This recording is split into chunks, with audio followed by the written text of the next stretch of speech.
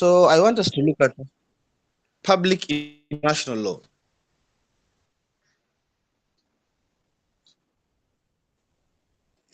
Just go to page 152.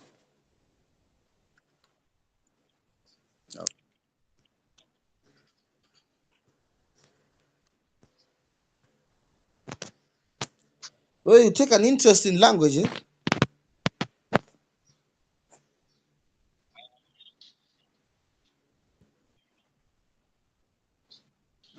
Yeah. Your Spanish walichapwa jana kisawasawa. Yeah, at least Morocco did us proud. They beat their colonizer. Yeah, they were colonized by the Spanish. Spanish wali colonize a lot of North African countries, including Morocco and Western Sahara and whatever. But at least wewe uko na English, Latin, and Latin is very integral to your work.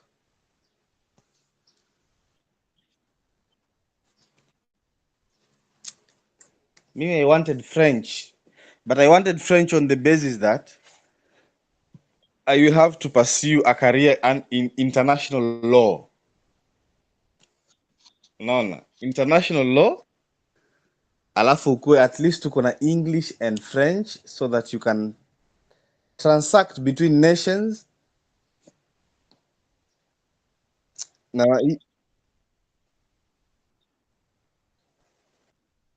ule jamaa wetu hajanipigia bado hajanishtua. Wale ni wakubwa, maybe too busy at the moment.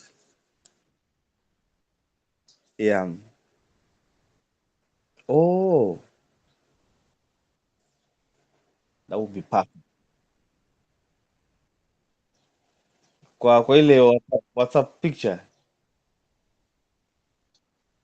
LinkedIn. Sijamgoogle, nilimwangalia tu kwa zile WhatsApp details zake. Sijamwangalia kwa link. If something nice can come out of that, it would be really, really good. Just to upgrade my CV and also have some nice experience huko before we finally move to the law profession. In fact, that is what I was trying to find. Haya. Sasa basi. Let's look at the issue of statehood. Statehood under international law. You know, one thing about international law is that it really relates. Go to page 151, by the way. Ya ile kitabu yetu. One thing about international law is that it is based around states. States are the main players when it comes to the international scene.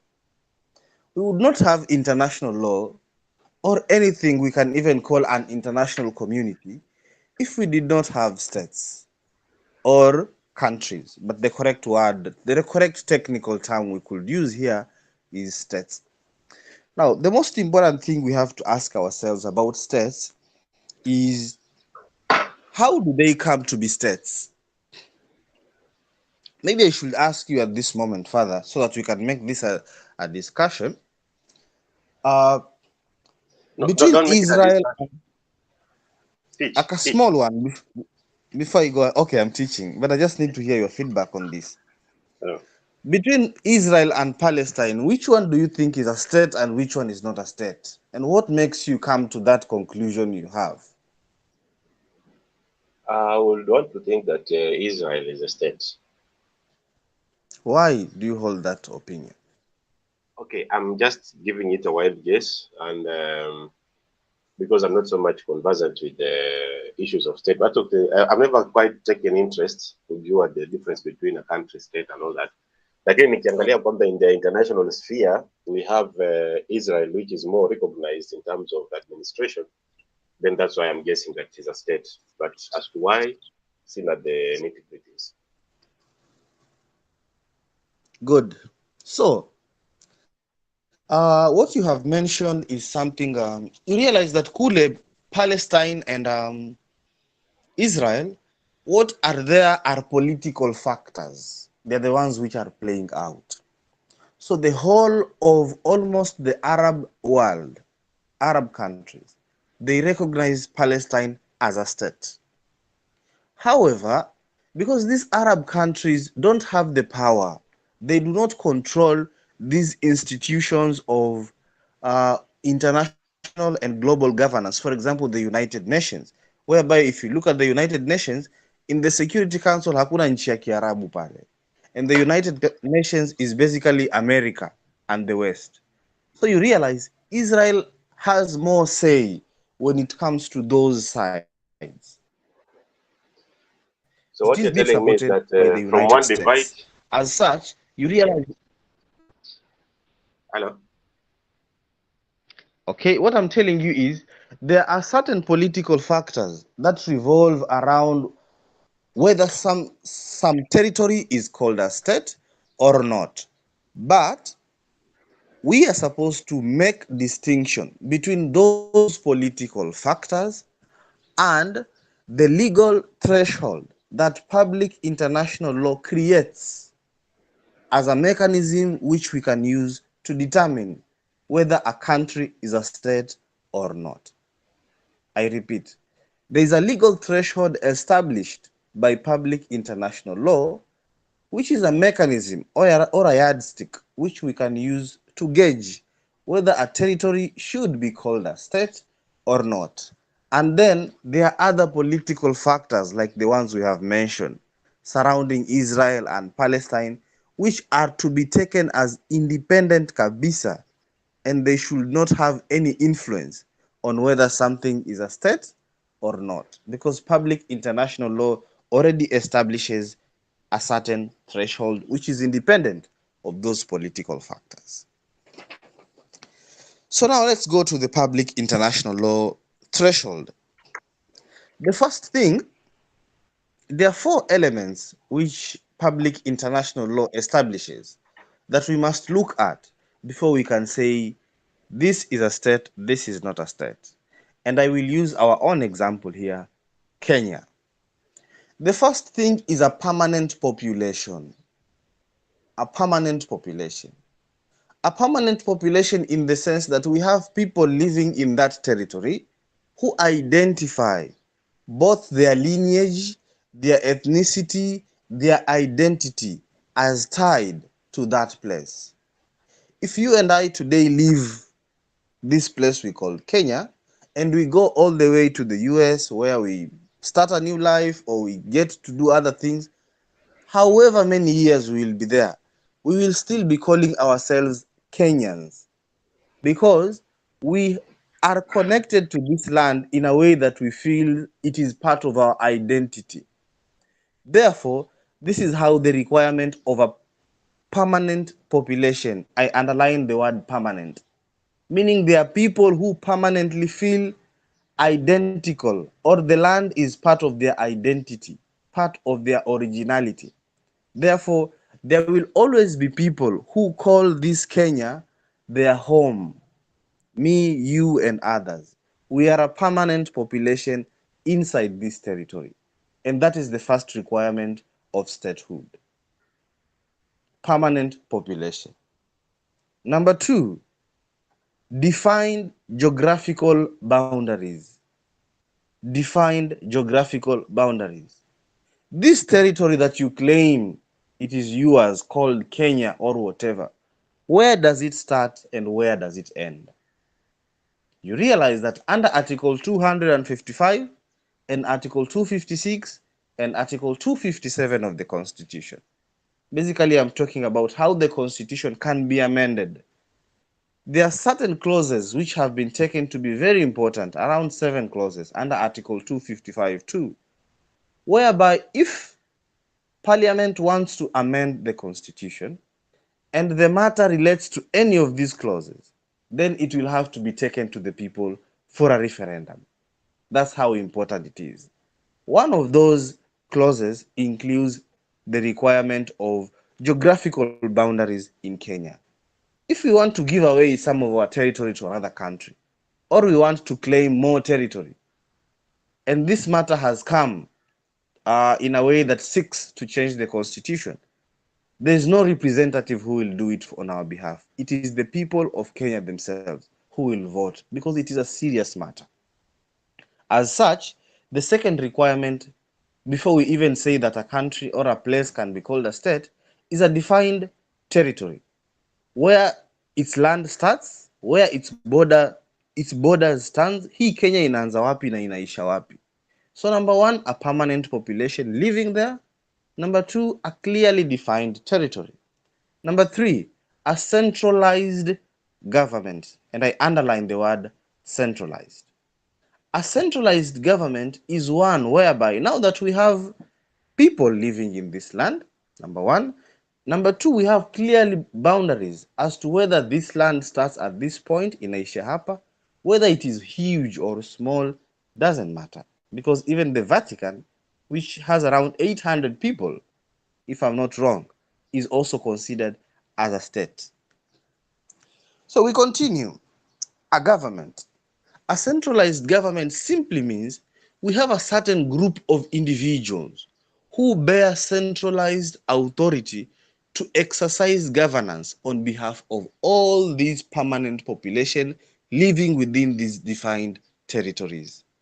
We have a certain group of people who we call a government who have within them centralized powers which they exercise in terms of governance on behalf of the people, such that whenever an external entity, say an international organization or an international country, wants to get into any kind of relations with the people in this territory, with anything to do with this territory, they have a clear small group of people who they can engage with, and such can be taken to be representative of all the people.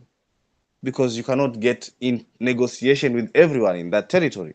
But as long as there's a small group that exercises centralized authority in terms of governance over the others, such that we can say before an external entity has any relations with the people there, it can just go direct to this small group, the government, engage with it, and then it will be taken to have engaged with the entire society of that territory. So a centralized government becomes the third element. And finally, is the capacity to enter into relations with other states or international organizations. The capacity to be able to enter into relations with other states and also international organizations. How does this come up? It comes up in the sense that now that we have a country that has a defined territory, a permanent population, and of course a centralized government, there are so many things that happen. For example, uh, you realize that there is need. I remember when we were introducing this topic back in August, back in July actually, back in June, we said that societies don't exist in exclusion. There are stuff, for example, the COVID-19 pandemic, which one country cannot be able to effectively deal with. As a result, there is need to have information communication. How are you dealing with it? What are the statistics? What have you discovered? Such kind of things. A very recent example is maybe we look at Uganda. Uganda has this disease. What kind of a disease is this? Nimetoka kidogo, but it's a very common one. It's killing so many people until they've had to close schools. I assume Kenya and the whole of the East African community are very keen on what is happening in Uganda, and they are Ebola. really, yes, Ebola. They are really in communication. The governments are really in communication so that they can also be able to protect themselves. As such, this entity that we call a state, having established these three first requirements of a permanent population, a defined territory, and a government, it has to be able to enter into relations with other entities of the same nature. That's why we have Kenya being able to negotiate with Uganda, Kenya being able to talk to Tanzania. Juzi nilimwona Samia Suluhu revisiting the issue of Magufuli banning live chicken from Kenya and saying that that was a mistake and I would want to correct those mistakes that were made by my predecessor. He wanted to revise the agreements, trade agreements that exist between Kenya and Tanzania. So you realize that these are two entities which fulfill all these requirements, and here they are exercising the fourth requirement of being able to get into relations with other entities of the same nature. So these four elements are what are required to be able to establish a state. Once these are met under international law, that entity, we will call it a state. Whether it has been recognized by other countries or not, that is separate. Once these four are met, we have a state. Now let's go back to our issue here, Palestine and Israel. And maybe I should ask you at this point, between Israel and Palestine, which one do you think is a state and which one is not a state? With what you've given me, I think both are states.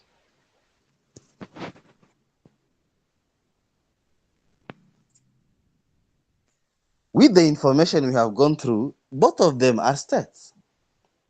Because in Israel, we have Yair Lapid currently, who is the prime minister leading a government. They have been having elections over and over again. On the other side, we have who? We have Mahmoud Abbas leading the government in Palestine. Palestine has a defined population, the same thing as Israel. In fact, much of their territory has defined boundaries, except around the West Bank and some city or cities that are claimed by both, for example, Jerusalem. Otherwise, their territories are to a large extent defined. Both of them have centralized governments. Both of them have the capacity to enter into relations with other states because Palestine maintains so many relations with others, almost the whole of Arab country. And if you go back kidogo into history, you will realize that Palestine was actually one of the countries which had a lot of sympathy from African nations.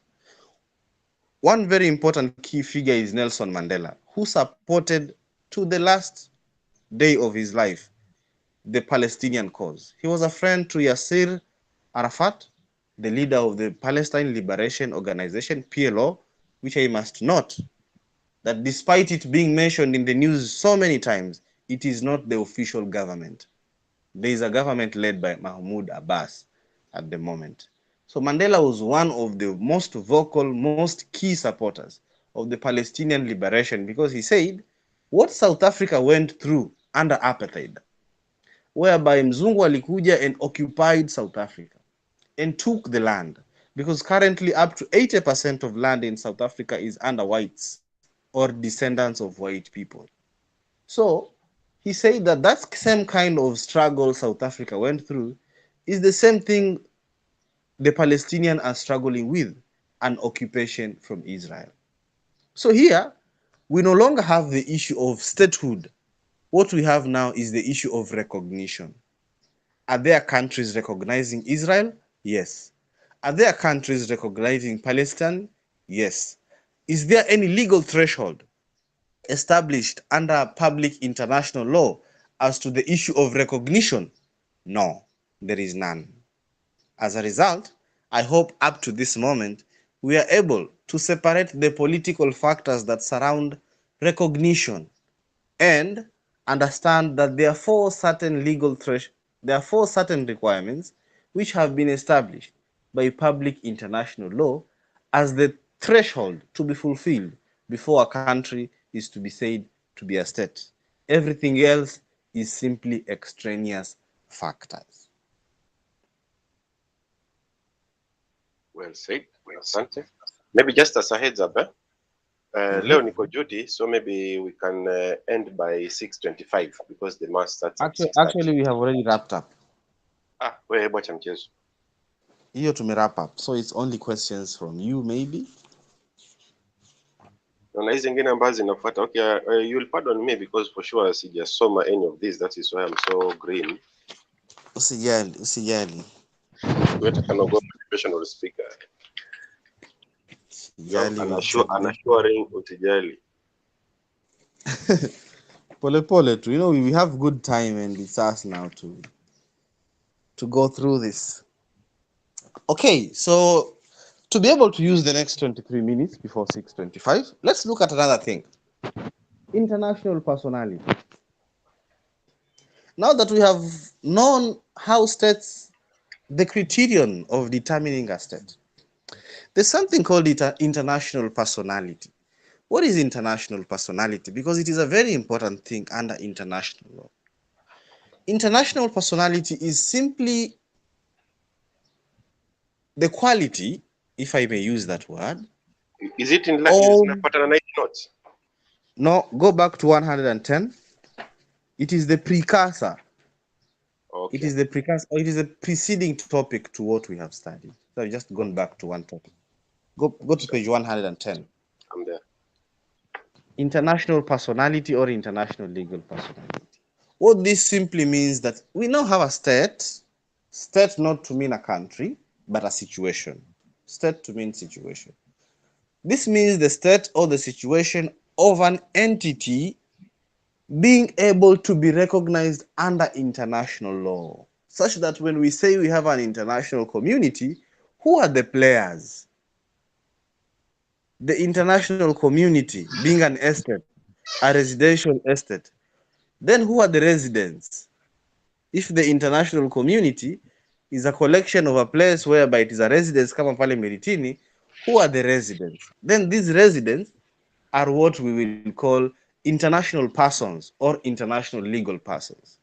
How do they get to the level whereby they can be called international legal person? This is how it comes that we have the issue of international legal personality or international personality. You realize that there are so many international personalities or international legal personalities. For example, we have states, which are the main ones, and they do not need any explanation because they are the backbone of the international community.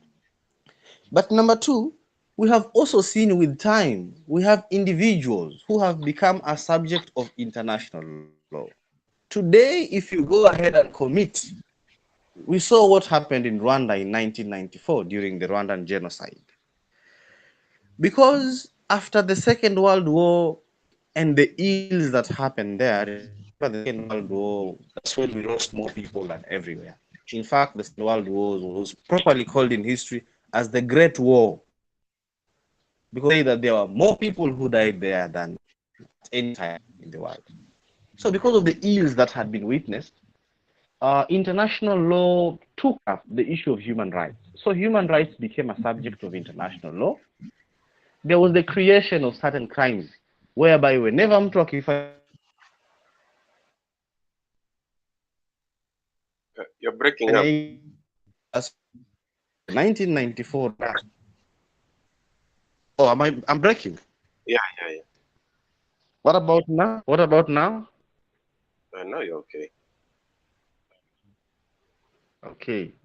That's why we saw in 1994 in Rwanda, after ile 100-day genocide, 1 million people dying, the International Tribunal for Rwanda was constituted, and it was based in Arusha. And there were some few people there that were implicated. Now, most of them were never arrested. But 2 years ago, we realized the main suspect, Felicien Kabuga, was finally arrested in France. And his trial, he's been in court, and his trial is about to start. It's just the preliminaries that they are still going through. Why is Felicien Kabuga not being tried in Rwanda under the local laws? Because what he is alleged to have perpetrated, that is genocide, is being considered as an international crime. Therefore, him is an international legal person of interest. What I'm saying is that apart from states, which are the main players in international law, there are also other international legal personalities, and I will run through them quickly. Apart from states, we have um, condominiums. Condominiums. This is page 114. What are condominiums? Condominiums are basically states whereby two other countries exercise joint sovereignty, and this is a legacy of colonialism. Utarealize hawa wazungu, when they went to places like mbalimbali, sometimes they found themselves two European powers laying claim to the same land. As a result, what came forth was joint sovereignty, joint claims by both of these two countries, these European powers. So in that sense, then, this land that they claim that to have sovereignty over happened to have international legal personality, or happened to acquire international legal personality, even though it does not have sovereignty of its own, and it is claimed by both countries, or there is joint sovereignty from two external European powers. This is a legacy of colonialism, and that's how easy it is to understand it from the angle of colonialism. Another one is political settlements. Political settlements. Political settlements are basically settlements which are created specifically in regard to certain situations that have arisen. For example, under history, we have the free city of Danzig. The free city of Danzig that was created after the Second World War to house certain immigrants that were being persecuted in a certain land. As such, that city acquired international legal personality as a result of that special status. So, apart from states, we have other players as well. I've mentioned condominiums, which are about joint sovereignty. I've also mentioned political settlements, like that city of Danzig. I also have the third example as belligerents or insurgents. Belligerents or insurgents. And in this case, I will use the example of our very own Mombasa Republican Council hapa. Mombasa Republican Council, Pwani si Kenya. If it happened that these people fought a war such that they took control over substantive part of Coast Province which they claim should secede from Kenya, such that they are exercising full control of hii land yenye ni coast, hawa MRC, hali ya kuwa whenever the United Nations, for instance, wants to deliver aid to the people under the coast, they will have to engage with MRC, because now MRC is the one in power here, even if it is not legally recognized. MRC has then exercised effective control of the territory such that serikali yoyote ya nje ama shirika lolote la nje likitaka kufanya chochote ama uhusiano wowote na wale watu wenye wako katika lile eneo, ni lazima wapitie kwa ile serikali ya MRC ama kwa lile kundi la MRC. As such, given the need that this is the new group which is exercising effective control here, those insurgents or that place will be considered to have international legal personality. Is that clear? Yes, boss. Good. The next one is individuals. Individuals. You and me can also be subject of international law. Now, individuals come in different ways, but I will rush through them quickly. The first one is because after 1945 and the Second World War, human rights became a concern of the international community. So there were certain crimes which were established. For example, war crimes, crimes against humanity, crimes of aggression, genocide, that were created, that whenever someone engages in them, kama uko Kenya, kama uko Tanzania, kama uko wapi, you will be held to have committed an international crime against the whole of humanity, and you will therefore be subject to international law. And I think you could also remember, we could also make use of the example of 2007, 2008 elections.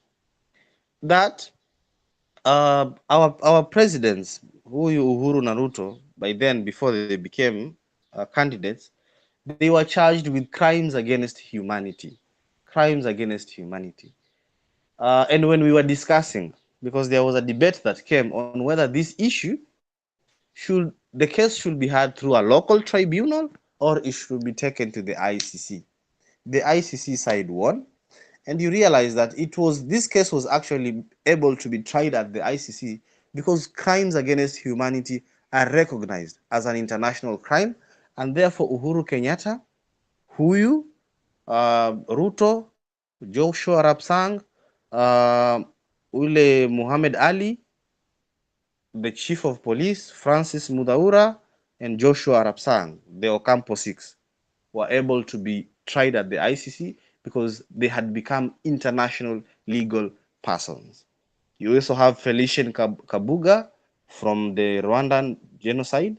We also have people like Charles Taylor in Liberia. We also have Laurent Gbagbo in Ivory Coast.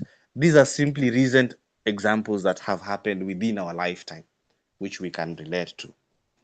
Apart from those international legal persons, individuals, in regard to those crimes, we also have pirates. Pirates. Hao wenzetu kwa mfano akina Ibrahim hapo Somalia, the way they are doing to ships.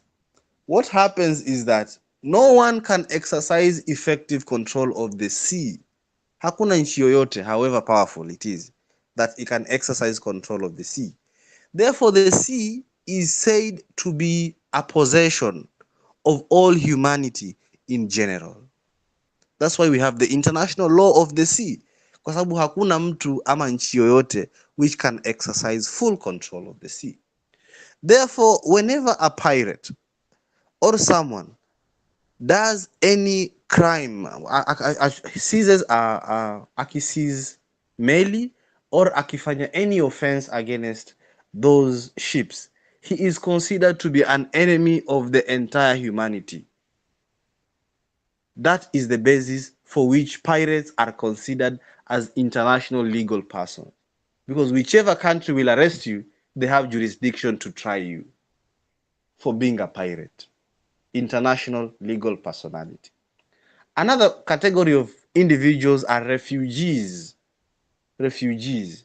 You realize that being a refugee is actually a ground to be given asylum or new citizenship anywhere in the world, because refugees are recognized to be people who have been forcefully removed against their will from their areas of settlement and are supposed to be given hospitality by the international community. So refugees are also that. Another thing is aliens, another group of individual aliens. Aliens refer to, not in negative terms, but mimi na wewe hapa tuko nyumbani, it is Kenya. But what about those friends who are visiting or people who are here to tour our country? If anything happens, under which laws are they to be governed? Under which laws are they to be governed? For example, let's say that we need to have all industries to be nationalized in Kenya, such that everything belongs to the state. But then we have a few friends, a few people from outside who have some of their property and businesses here. What happens to them? In that case, these individuals, it would be fair, it would be unfair if we'd subject them to the local jurisdictions of what the law says. Because municipal law varies from place to place. Maybe in Kenya we may be sympathetic to such people because we are being run from the outside now, Zungu. But what about places like Russia or China?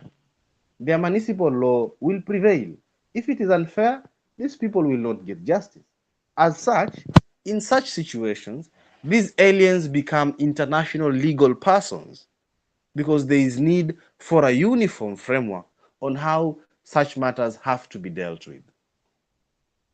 I come to an end at this point in regard to individuals who are subjects of international law. So I started with states, who I said are the main players in the international scene. I came to political settlements. I came to condominiums. I came to belligerents or insurgents.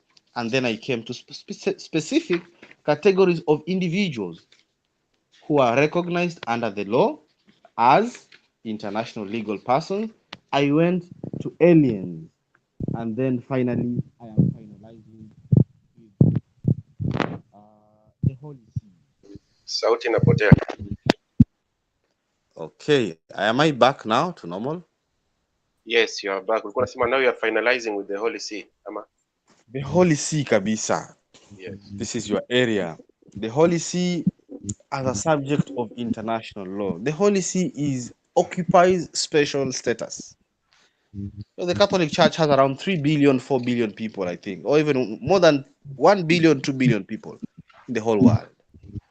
So here, oh, sorry for that. You know more statistics in this area than mine. Yangu ni ya kusoma tu kwa vitabu. Uh, well, So here you are being yes? I think the Christian population they got 3 billion. Yeah. Alafu Catholics percent sasa ndio watakuwa kwa around 1.5 thereabout. Okay. Otherwise, I think it's the biggest denomination when it comes to Christians. Yes. And I like how it's very organized. See how wenzetu hawa kujaza ma stadiums. Anyway, there was a time when the Roman Catholic Church basically ruled the world during the Roman era. And of course, when you are going through the historical development of international law, you realize how the Roman Empire influenced the development and the Western world influenced this development of what we have come to see as international law. After certain wars that were fought, the influence of the church in political matters waned or went down. However, as a result, the Pope no longer was a political leader. He was not a political leader. Remember back then we used to have these kind of governments we call theocracies, whereby leaders of the church are also political leaders. However, with the influence of the church going down, what we had was, am I still clear? Yes, yes. Okay. What we had was the moral authority of the Pope remaining as the spiritual leader of these all people all over the world, which are more than billions all over the world. However, he is no longer a political leader. But because of that special status of being the spiritual authority of a huge segment of the world population, the Vatican or the Holy See has been given special status and is now recognized as an international legal person on its own. If you go kidogo, not really if you go, because it's me now to go. This is your area. It's me to go. There are some things which I was reading. For example, I was reading how Israel conducts its issues in regards to its intelligence community, the Mossad.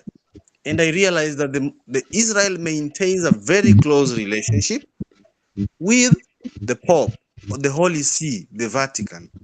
The Vatican has less than 1,000 people, but big countries will always go there to meet the Pope because he's the religious leader. He's the moral authority of a huge section of the world population, more than any government combined, more than all the US and maybe Russia and, and, and China combined. So, as a result of that special status, the Vatican or the Holy See is given recognition as an international legal person. And this brings us to the end of the various categories of entities apart from states, which can be said to have international legal personality. Mr. Mlanda, I must admit that you're a very talented fellow. I enjoy your lectures. Karibu sana.